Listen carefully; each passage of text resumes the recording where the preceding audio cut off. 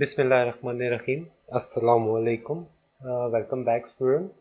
Today we will go through our lecture 8, and in this lecture we will start Boolean algebra and logic simplification. Before proceeding further, let's have a recap of the previous lecture. In the previous lecture, we have discussed operational characteristics of an IC. We know that we have different series that can take different DC voltage supply. Then we will have discussed that we have 3.3 volt CMOS and 5 volt CMOS and TTL 5 volt CMOS series. In the noise margin, we have seen how a noise can affect a signal and how what is the margin of noise that an IC can accept in order to produce an accurate output. Then in the power dissipation, we know that every electrical conductor, when it consumes energy, it produces heat. So the power is dissipated in an IC. Then the frequency response is or the propagation delay or switching speed is the speed when an input changes from 0 to high or high to 0. Accordingly, the result of the output after some delay changes from high to low or low to high. That delay gives us the propagation speed or the switching speed, the propagation law of switching speed. Then the fan out and the number of gates you can connect at the output of a single logic gate. In case of CMOS, it depends upon the frequency. The higher the frequency, the lower the number of gates you can connect at the output. And after that, we have these gone this table of TTL series and CMOS series. Okay आज हम lecture 8 start कर रहे हैं. ठीक है. Previous lecture 8 में हम लोग बूलियन अलजेब्रा और लॉजिक सिंप्लीफिकेशन को देखेंगे कि हम कैसे लॉजिक सिंप्लीफिकेशन में बूलियन अलजेब्रा के ऑपरेशंस परफॉर्म कर सकते हैं डिजिटल लॉजिक डिवाइसेस के ऊपर. तो इससे पहले हम एक रिकैप देखते हैं. ठीक है. हमने लास्ट लेक्चर में ऑपरेशनल कैरेक्टरिस्टिक्स डिस्कस किए थे. उसमें हमने देखा था कि कुछ हमारे पास आईसीज जो है वो उनमें आप DC supply voltages DC voltages supply करते हो उनकी रिक्वायरमेंट के मुताबिक. कुछ उसमें हमारे पास 3.3 वोल्ट के थे. ठीक है. सीमॉस सीरीज थी. एक 5 वोल्ट सीमॉस सीरीज थी और फिर 5 वोल्ट टीटीएल की आपके पास सीरीज थी. टीटीएल सीरीज थी. ये सीमॉस था, ये भी सीमॉस था.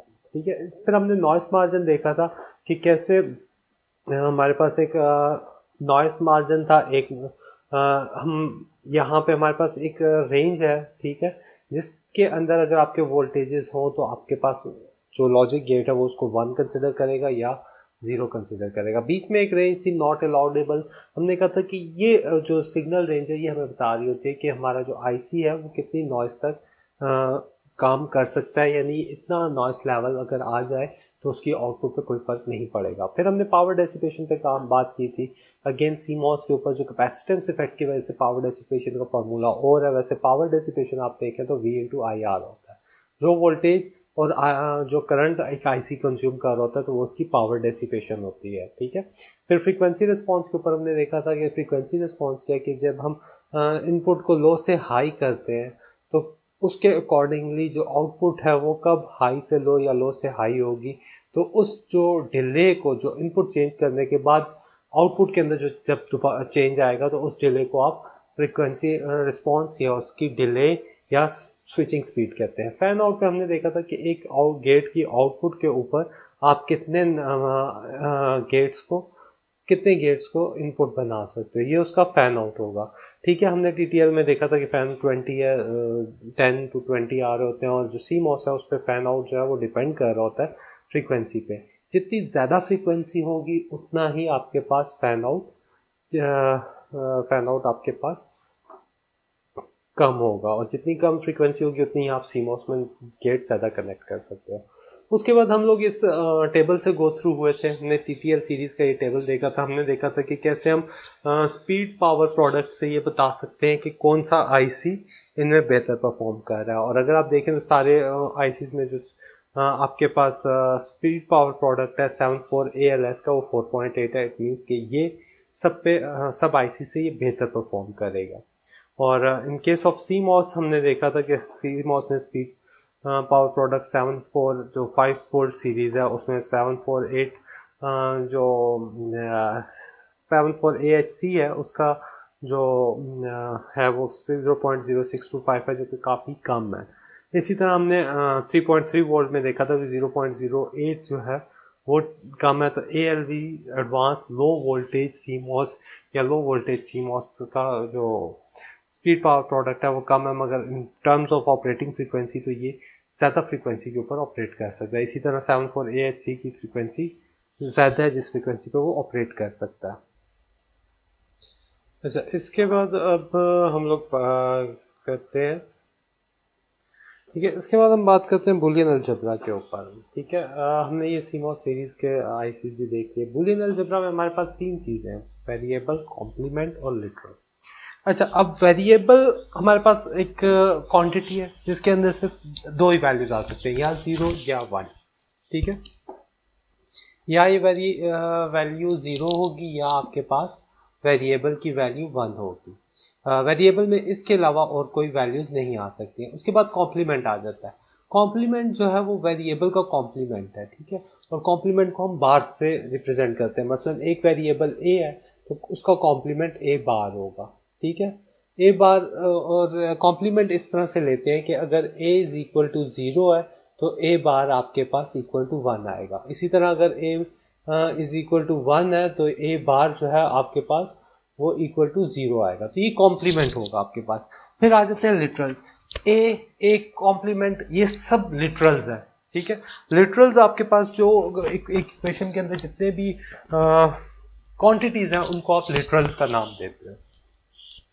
इसके बाद हम बुलियन अलजेब्रा में जो मुख्तलिफ ऑपरेशंस परफॉर्म करते हैं उसमें से ज़्यादातर जो ऑपरेशंस हैं वो हैं बुलियन एडिशन के और बुलियन मल्टीप्लिकेशन के। Boolean addition is perform by an OR gate.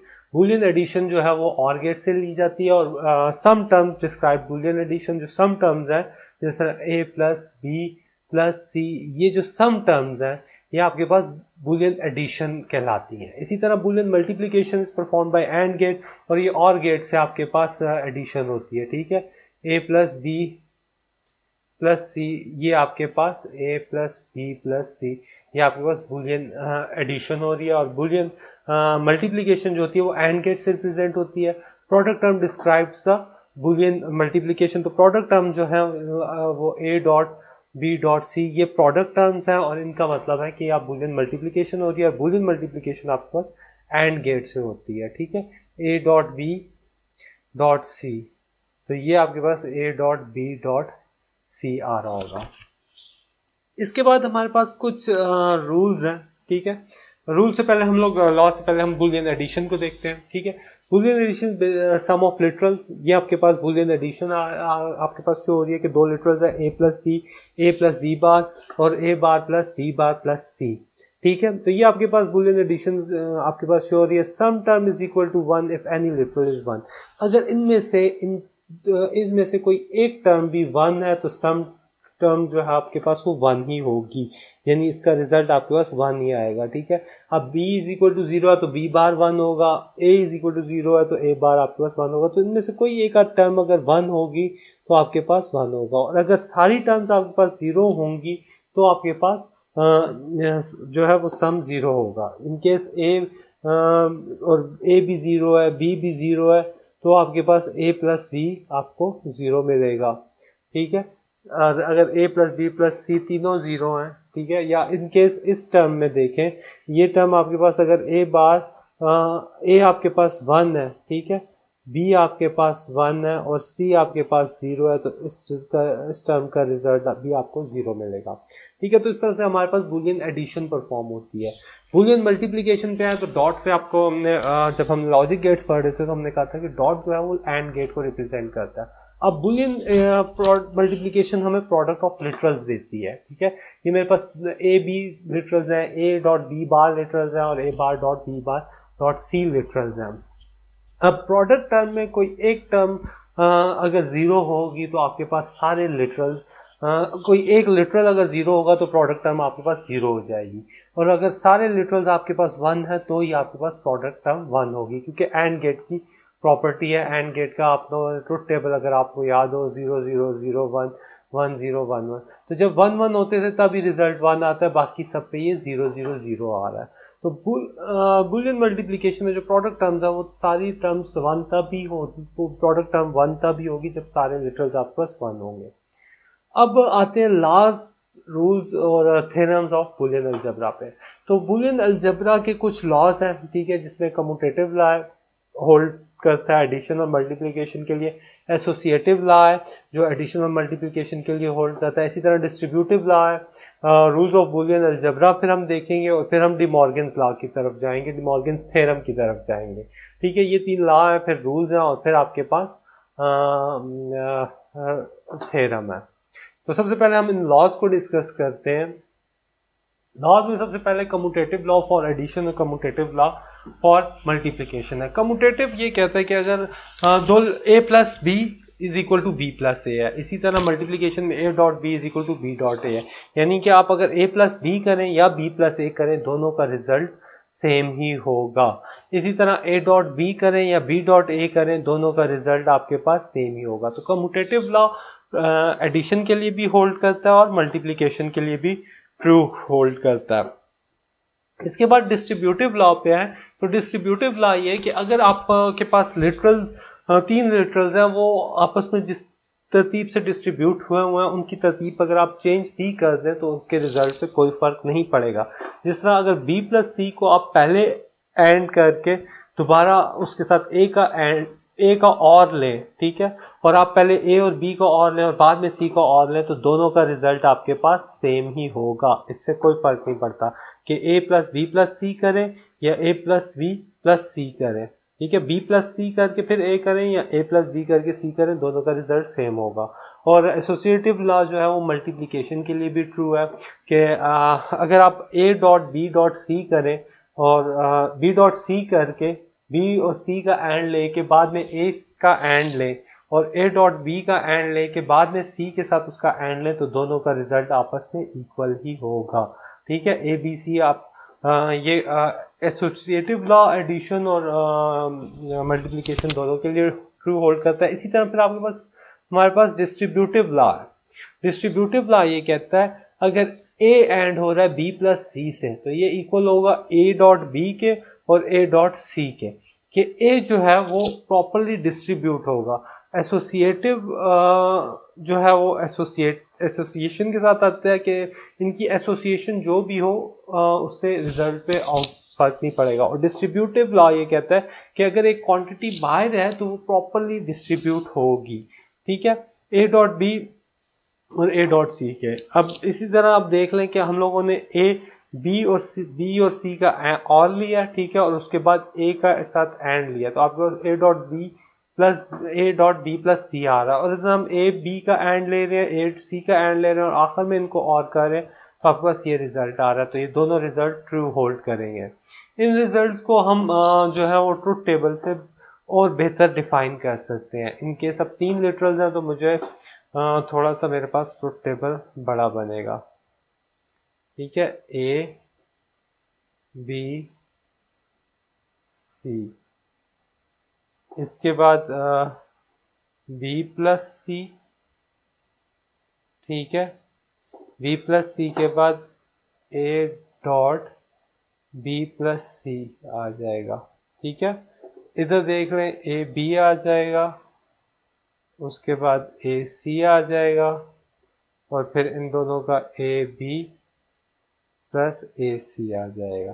तो ये वाली और ये वाली वैल्यूज कॉलम्स में आपके पास वैल्यूज सेम ही आएंगी। इधर देखें 0 0 0 1 2 3 4 1 2 3 4 1 2 1 2 1 2 1 2 0 1 0 1 0 1 0 1, ठीक है। अब b प्लस सी करें, b प्लस सी में आपको पता है कि अगर दोनों टर्म्स में से कोई एक लिटरल भी 1 होगा तो आउटपुट 1 होगी, एल्स 0 होगी। तो 0 1 1 1 0 1 1 1 आ गया। अब इसका टर्म का a के साथ एंड लें, 0.0 आपके पास 0 आएगा, 0 आएगा। ये दोनों टर्म्स तब 1 होंगी जब आपके पास 1 आएगा, ठीक है। तो 1 आपके पास ए यहाँ पे 1 हो रहा है, ठीक है, और बी प्लस सी जो है आपके पास वो यहाँ पे 1 हो यहाँ पे 1 हो रहा है, ठीक है, यहाँ पे भी 1 हो रहा है और यहाँ पे भी 1 हो रहा है।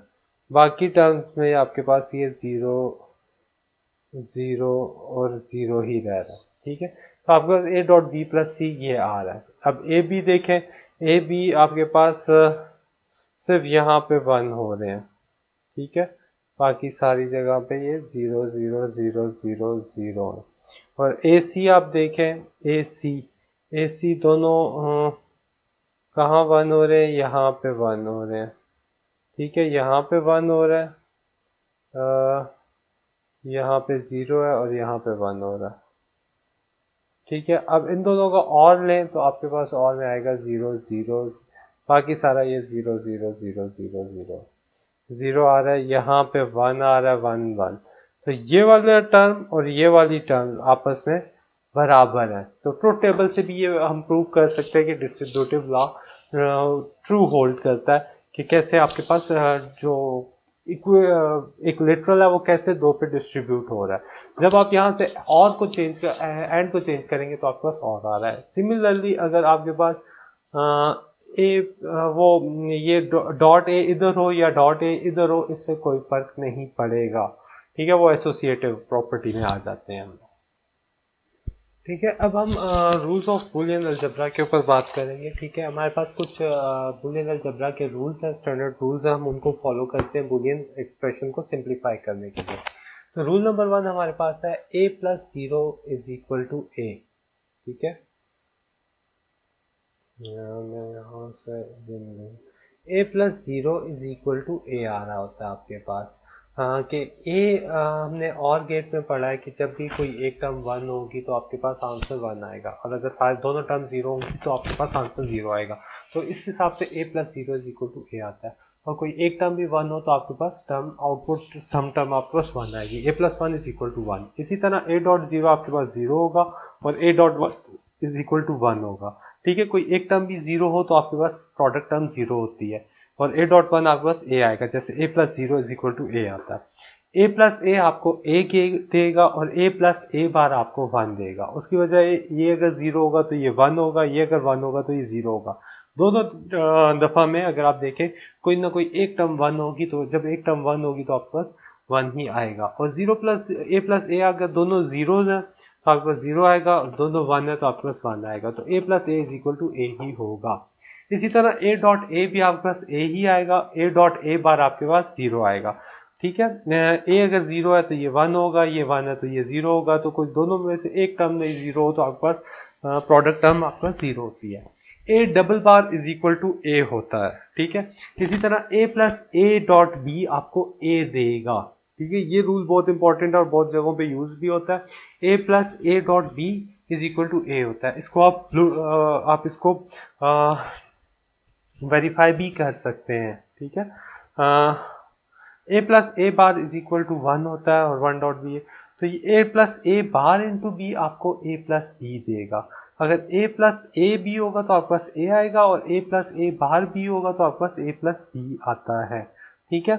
और इसी तरह a plus b dot A plus c आपको a प्लस बी सी दे देगा, ठीक है। अगर आप इसको सॉल्व करेंगे तो आपके पास ये रिजल्ट्स इजीली निकल आएंगे। तो ये हमारे पास बूलियन अलजेब्रा के रूल्स हैं, ठीक है। क्योंकि अगर आप इसको सॉल्व करें देखें, ए स्क्वायर आ जाएगा, ए बी आएगा, बी ए आएगा और फिर बी सी आ जाएगा। तो ए टू ए ही आएगा, ए डॉट बी और बी डॉट ए आपके पास दोनों आपको 1 रिजल्ट दे देते, तो 1 आ जाएगा और आपके पास ओवरऑल ए प्लस बी सी ही रह जाता है। तो ये रूल्स हम लोग प्रूफ भी कर सकते हैं, कोई प्रॉब्लम नहीं है, मगर ये रूल्स अगर आपको याद हो तो आपको सिंप्लीफिकेशन आपके लिए बहुत ईजी हो जाती है। इसके बाद आते हैं डिमॉर्गन्स थ्योरम के। डिमॉर्गन्स थ्योरम ये कहता है कि complement of product terms gives us complement of sum terms in complemented form. और सेकंड थ्योरम है कि अगर आप सम टर्म्स का कॉम्प्लीमेंट लो तो आपको complement of in product form आपको मिल रहा होता है, यानी A dot B whole bar is equal to A bar plus B bar. ठीक है, अगर इसको देखें A dot A plus B whole bar आपके पास नैंड गेट आता है तो ये ए बार प्लस बी बार के बराबर होगा। और सेकंड थ्योरम है ए plus B whole bar is equal to A bar dot B bar, कि अगर हम ए बी को और करके उसका कॉम्प्लीमेंट लें तो वो बराबर होगा A complement and with B complement के। ठीक है, ये डिमॉर्गन्स थ्योरम आपके पास काफ़ी यूज़ होते हैं। ठीक है, काफ़ी जगहों पे यूज़ होते हैं सिंप्लीफिकेशन में। तो डिमॉर्गन थ्योरम के ऊपर नंबर ऑफ वेरिएबल्स की कोई रिस्ट्रिक्शन नहीं है, आप इसमें नंबर ऑफ वेरिएबल्स कोई भी रख सकते हैं। ठीक है, इन केस आपके पास 3 नंबर ऑफ वेरिएबल्स हैं, x dot y dot z whole bar gives you x bar plus y bar plus z bar, और x plus y plus z whole bar will gives us x bar dot y bar plus z bar dot z bar. ठीक है, इस पे number of variables की कोई कैद नहीं है, बल्कि आप इसको कॉम्बिनेशन ऑफ वेरिएबल्स के ऊपर भी अप्लाई कर सकते हैं। देखिए, जैसे हमारे पास एक इक्वेशन है ए plus b dot c dot a dot c plus B whole bar, ये इस बार को अगर हम इवेल्युएट करें तो ये वाला और मेरे पास प्लस में चेंज हो जाएगा। ठीक है, ये वाला डॉट जो है मेरे पास एंड जो है वो मेरे पास और में चेंज हो रहा है। ठीक है, फिर इन दोनों के ऊपर बार है। अब इस बार को अगर हम सॉल्व करें तो ये वाला जो प्लस है ये मेरे पास डॉट में आ जाएगा, a bar dot B dot c whole bar, और यहाँ पे again a dot c whole bar dot B bar आ जाएगा। अब इसको इवेल्युएट करें तो बी डॉट सी के ऊपर अगर इसको ओपन करें तो b plus c whole bar b bar plus सी बार आ जाएगा, और ए बार डॉट प्लस सी बार आ जाएगा इंटू बी बार आ रहा है। ठीक है, अब इनको अगर हम एसोसिएटिव प्रॉपर्टी के हिसाब से देखें तो a bar dot B bar a bar dot C bar plus A bar dot B bar plus A bar plus B bar plus C bar आ जाता है। अब ए डॉट बी बार और ए डॉट बी बार 2 दफा है, इन 2 दफा लिखने के बजाय हम इसको एक दफा लिख सकते हैं, क्योंकि ए प्लस ए आपको हमेशा ए ही देगा। ठीक है, तो A plus A sorry A plus ए आपको ए ही देगा। ठीक है, तो ए हमने एक बार लिख लिया a dot B bar a plus dot C bar plus b dot C bar. तो इस तरह हम एक कॉम्बिनेशन ऑफ वेरिएबल्स के ऊपर भी डिमॉर्गन्स लॉ को अप्लाई कर सकते हैं। ठीक है, Boolean analysis of logic circuits, Boolean algebra provides concise way to represent operation of a logic circuit. तो बुलियन अलजेब्रा जो है हमें एक लॉजिक सर्किट की मैथमेटिकल एक्सप्रेशन दे देता है, मैथमेटिकल फॉर्म दे देता है। Complete function of a logic circuit can be determined by evaluating the Boolean expression by using different input combination. तो आप अगर डिफरेंट इनपुट कॉम्बिनेशंस के साथ आप कंप्लीट फंक्शन उसका बुलियन एक्सप्रेशंस को देखते हुए उसकी कंप्लीट फंक्शन को आप डिटरमिन कर सकते हैं, उसको फाइंड आउट कर सकते हैं यूजिंग ट्रुथ टेबल, और ट्रुथ टेबल से आप वैल्यूज डालें बुलियन अलजेब्रा में एक्सप्रेशन में तो आप कर सकते हैं। इसकी अगर हम एग्जांपल देखें तो मेरे पास एक ये बुलियन सर्किट है। ठीक है, बुलियन टर्म है, इसकी आउटपुट आ रही है A B plus C bar into D. ठीक है, ये टर्म आ रही है। अब ये एक्सप्रेशन 1 कब होगी? जब डी आपके पास 1 होगा तो ही ये एक्सप्रेशन 1 होगी। ठीक है, या ये एक्सप्रेशन तब 1 होगी या ए बी प्लस सी बार आपके पास 1 होगा तो ये एक्सप्रेशन 1 होगी। ठीक है, यानी इसके बीच में आपके पास जो एंड गेट है, एंड गेट ये कहता है कि दोनों एक्सप्रेशन अगर 1 होंगी तो ये आपके पास आउटपुट 1 होगी। डी को भी 1 होना चाहिए, ए बी प्लस सी बार को भी 1 होना चाहिए। ठीक है, from this expression we can the output is 1 if variable D is 1 and A plus B plus C bar is 1। ठीक है, तो ये इक्वेशन 1 होगी, और इसका मतलब ये हुआ कि ए बी को 1 होना पड़ेगा और सी को 0 होगा, तो ये आपके पास इक्वेशन ट्रू होल्ड करेगी। इस केस में अगर मैं ट्रुथ टेबल पे आऊँ तो मेरे पास 4 टर्म्स हैं। ठीक है, 4 टर्म्स का मतलब हो गया कि मेरे पास 16 कॉम्बिनेशंस आएंगे। ठीक है, ए के 8 जीरोस ये हैं, 8 1s ये हैं, 4 0 4 1 4 0 4 1 2 0 2 1 2 0 2 1 0 1 0 1 0 1 0 1, और ये मेरे पास आउटपुट है।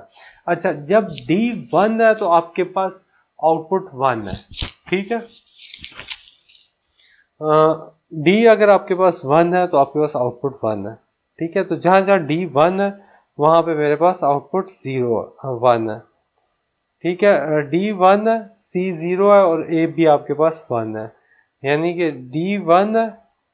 अच्छा, इसमें देखें इसके और की कंडीशन है, या C 0 हो और D 1 हो तो आपके पास आउटपुट 1 है, या A भी 1 हो और D 1 हो तो आपके पास आउटपुट 1 है। तो C 0 है, D 1 है, तो आउटपुट आपके पास 1 है।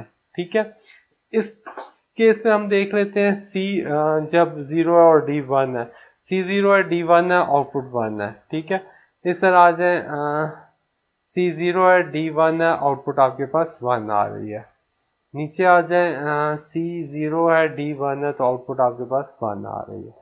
अच्छा, अब दूसरी टर्म आ रही है A डॉट बी, अगर आपके पास 1 है और D 1 होगा तो A डॉट बी 0, यहाँ पे तो A डॉट बी दोनों आपके पास 1 ही आ रहे, A डॉट बी तब भी 1 आएंगे जो आपके पास ये लास्ट चार कॉम्बिनेशन है। अब A डॉट बी 1 है और C और D भी आपके पास 1 हो तो यानी कि ये वाला केस है, A डॉट बी भी 1 है और D भी 1 है तो आपके पास आउटपुट 1 है, A डॉट बी भी 1 है और D भी 1 है तो आपके पास आउटपुट 1 है।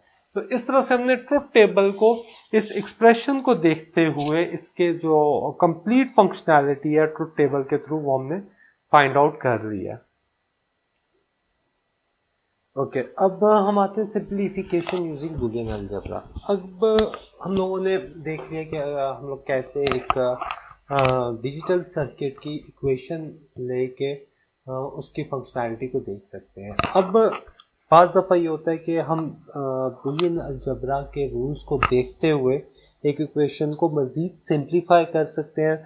अब जब आप सिंप्लीफाई करोगे तो आपके पास जो इम्प्लीमेंटेशन है वो उसमें नंबर ऑफ गेट्स कम हो जाएंगे। जब नंबर ऑफ गेट्स कम होंगे तो वो लेस पावर रिक्वायरमेंट उसकी लो हो जाएंगी और वो उसकी स्पीड भी थोड़ी तेज़ हो जाएगी, क्योंकि billion of number of gates कम होंगे तो आपके पास प्रोपगेशन डिले कम हो रही होगी तो आपका स्पीड भी ज़्यादा हो जाएगी।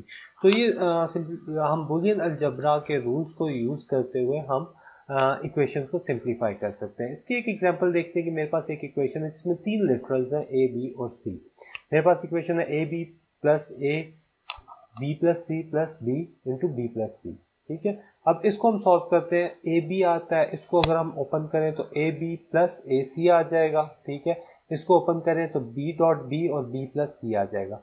अब बी डॉट बी आपको बी देगा। ठीक है, बी डॉट बी हमें ए देता है, A B plus A B हमें ए बी ही देगा। तो इसके बाद जो इक्वेशन आ रही है वो a B plus A c b plus B c आ रहा है। अब बी प्लस बी सी हमें बी देगा। हमने ये रूल पढ़ा था a plus A b gives us a. ठीक है, तो इस रूल के हिसाब से b प्लस बी सी हम लोगों को b दे देगा। तो इसमें अब हमारे पास A B plus A C plus B बच गया। अब A B plus A C plus b को अगर देखें तो मैं अगेन ए बी, ठीक है, प्लस बी आ रहा है। तो ए बी प्लस बी आपको अगेन यही फॉर्म है, ए बी प्लस बी हो या b plus A b, B plus b a हो या बी प्लस ए बी हो, एक ही बात है, बी प्लस ये आपको बी ही देगा। ठीक है, तो यहाँ से हम लोगों के पास ये बी आ गया। ठीक है, और यहाँ से आपके पास ए सी आ गया। तो इस तरह हमारे पास ये इक्वेशन सिंप्लीफाई होके बी प्लस ए सी आ गई है। जो पहले हमारे पास एक दो तीन हमारे पास प्रोडक्ट टर्म थी, तो अब हमारे पास दो सम टर्म्स रह गई है। पहले आपके पास तीन सम टर्म्स का सम था, अब मेरे पास दो टर्म्स है बी प्लस ए सी है। अगर आप इसकी इम्प्लीमेंटेशन देखें तो पहले जो मेरे पास सर्किट बन रहा था उसकी कंप्लीट इम्प्लीमेंटेशन कुछ इस तरह से है। ठीक है, और जब मैंने इसको सिंप्लीफाई करके इम्प्लीमेंट किया तो ये आ गया। जो पहले इक्वेशन थी उसमें मुझे 1 2 3 4 5 गेट्स रिक्वायर्ड थे, अब मेरे पास सिर्फ 2 गेट्स रिक्वायर्ड है। तो मेरे पास 3 गेट्स है वो कम हो गए। अब इस केस में ये फास्टर भी है और मेरे पास सिंपल भी है और पावर रिक्वायरमेंट्स भी लो है। तो बूलियन अलजेब्रा के रूल्स और डिमॉर्गन थ्योरम्स और प्रॉपर्टीज और लॉज को यूज करते हुए हम इक्वेशंस को सिंप्लीफाई भी कर सकते हैं। अच्छा, standard form of Boolean expression को लिखने के दो तरीके हैं। ठीक है, एक सम ऑफ प्रोडक्ट फॉर्म और दूसरा प्रोडक्ट ऑफ सम फॉर्म। अच्छा, अगर दूसरी बात यह है कि b प्लस ए सी और a प्लस ये जो कंप्लीट इक्वेशन है और जो सिंप्लीफाइड इक्वेशन है, इन दोनों का रिजल्ट आपके पास सेम होगा। आप बेशक इसको ट्रुथ टेबल में डाल के इनकी वैल्यूज को चेक कर सकते हैं, तो आपके पास दोनों का रिजल्ट सेम मिलेगा। तो इसीलिए हम कहते हैं कि इसकी फंक्शनैलिटी और इसकी फंक्शनैलिटी दोनों की सेम है। ठीक है, जो सिंप्लीफाइड एक्सप्रेशन होती है और जो कंप्लीट एक्सप्रेशन होती है उसकी सिंप्लीफिकेशन सेम ही होती है। तो इसके बाद आते हैं आपके पास सम ऑफ प्रोडक्ट फॉर्म और प्रोडक्ट ऑफ सम फॉर्म पे दोबारा। अच्छा, बूलियन एक्सप्रेशन जो है वो हमारे पास जो उनकी जो स्टैंडर्ड फॉर्म है वो दो ही तरह की है, या तो वो सम ऑफ प्रोडक्ट फॉर्म में होगी या वो प्रोडक्ट ऑफ सम फॉर्म में होगी। अब सम ऑफ प्रोडक्ट फॉर्म क्या होगी, ठीक है, या प्रोडक्ट ऑफ सम फॉर्म क्या होगी, इसके ऊपर देखते हैं।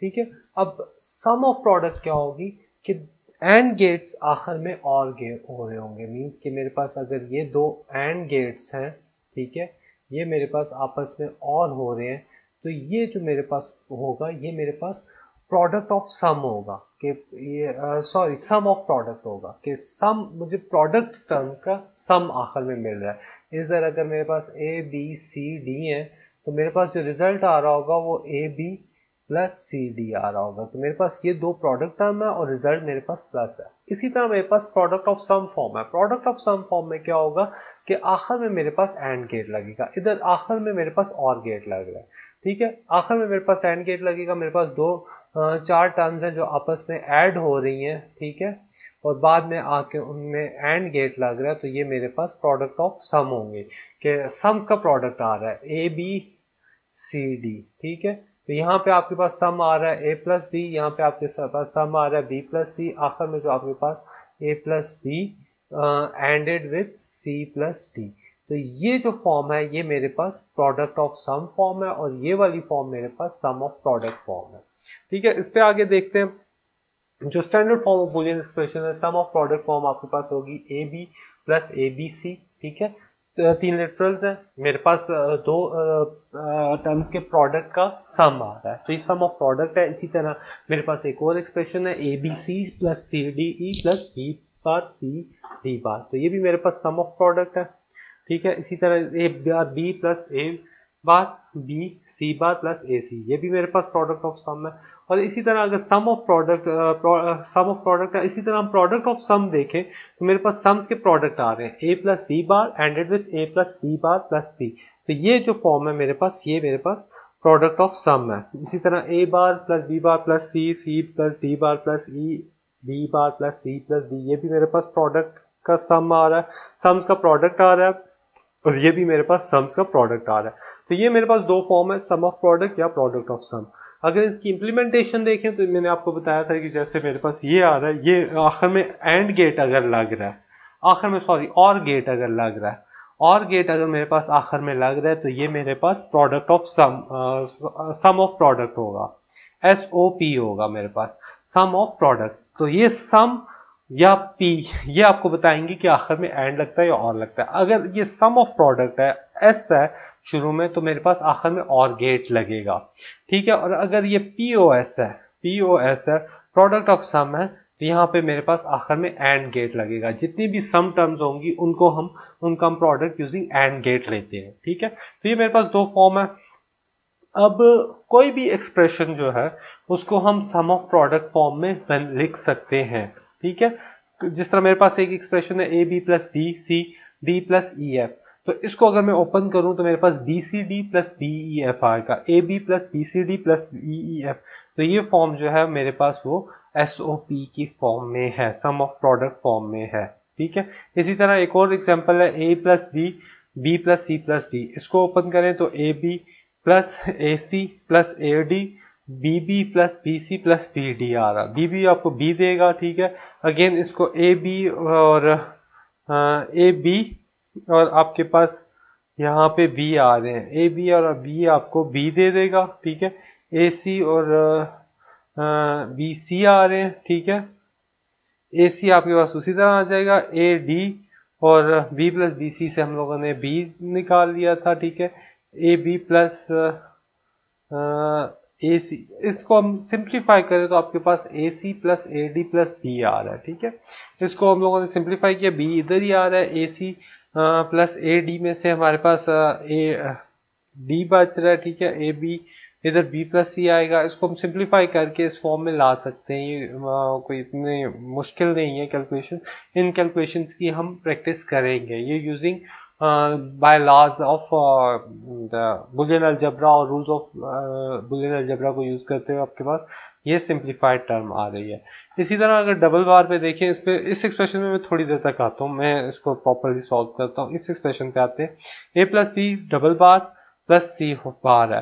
तो डिमॉर्गन्स लॉ अगर कहता है कि इस प्लस सी इस बार को हम ओपन करेंगे तो ये जो प्लस है ये मेरे पास डॉट में बदल जाएगा। ठीक है, तो A plus B double bar dot C bar. तो डबल बार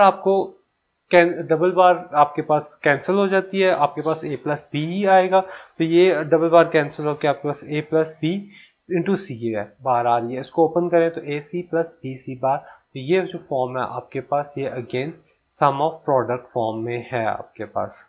ठीक है, अब मैं इसको रिजॉल्विंग। अच्छा, अब इस टर्म पे आते हैं। ये तो हमारे पास आ गया। अब A B plus A C plus A D plus B C plus B D है। तो बी प्लस बी सी में से हमारे पास आ गया, बी प्लस बी सी में से आपके पास बी आ जाएगा। ए प्लस ए बी आपके पास जैसे बी ए के इक्वल होता है, बी प्लस बी सी आपके पास बी के इक्वल आ रहा है। A B plus A C plus D, A D और बी डी बच गए। ठीक है, अब A B plus B, again A B plus B आपको अगेन बी दे देगा। तो ये टर्म से भी आपके पास बी आ गया। अब A C plus A D और प्लस बी डी बच गए। ठीक है, A C plus A D और प्लस बी डी। अब B plus B D again आपके पास बी आ जाएगा। ठीक है, तो बी प्लस बी डी जो आपके पास टर्म आ रही है वो अगेन आपको बी दे देगी। तो अब आपके पास बी, ए सी और ए डी बच जाएगा। तो इस तरह आपके पास A C plus A D plus B बच रहा है। ठीक है, तो ये भी हम लोगों ने सॉल्व कर दिया। तो ये अगेन मेरे पास एस ओ पी फॉर्म में है, सम ऑफ प्रोडक्ट फॉर्म में है। प्रोडक्ट के आखिर में मेरे पास एंड और गेट लग रहा है। तो आज का लेक्चर हम यहाँ पे एंड करते हैं। ठीक है, आज के लेक्चर में हमने बुलियन अलजेब्रा क्या स्टार्ट किया। हमने देखा है कि हमारे पास वेरिएबल्स क्या होते हैं, लिटरल्स क्या होते हैं और कॉम्प्लीमेंट्स क्या होते हैं। उसके बाद हम लोगों ने लॉस पढ़े। ठीक है, हम लोगों ने कम्यूटेटिव लॉ पढ़ा, एसोसिएटिव लॉ पढ़ा, डिस्ट्रीब्यूटिव लॉ पढ़ा। उसके बाद हमने रूल्स ऑफ बुलियन अलजेब्रा देखे, फिर डिमॉर्गन्स थ्योरम देखा। उसके बाद डिमॉर्गन्स थ्योरम के बाद हम लोगों ने एसओपीज और हम लोगों ने सिंप्लीफिकेशन देखी कि हम कैसे एक इक्वेशन को सिंप्लीफाई कर सकते हैं और सिंप्लीफिकेशन से हमें कैसे लेस नंबर ऑफ गेट्स के अंदर सेम फंक्शनैलिटी मिल रही होती है। उसके बाद हमने स्टैंडर्ड फॉर्म देखी कि स्टैंडर्ड फॉर्म हमारे पास दो ही है, एक सम ऑफ प्रोडक्ट फॉर्म है, दूसरी प्रोडक्ट ऑफ सम फॉर्म है। और सम ऑफ प्रोडक्ट फॉर्म कैसी होती है, प्रोडक्ट ऑफ सम फॉर्म कैसी होती है, उस पर हमने बात की। और आखिर में हमने देखा कि हम किसी भी टर्म को सम ऑफ प्रोडक्ट फॉर्म में ला सकते हैं, कन्वर्ट कर सकते हैं। तो इस लेक्चर से गो थ्रू कीजिएगा। कोई भी क्वेश्चन हुआ तो आप मुझसे सेशन में पूछ सकते हैं। तब तक के लिए अपना ख्याल रखिएगा। अल्लाह हाफिज।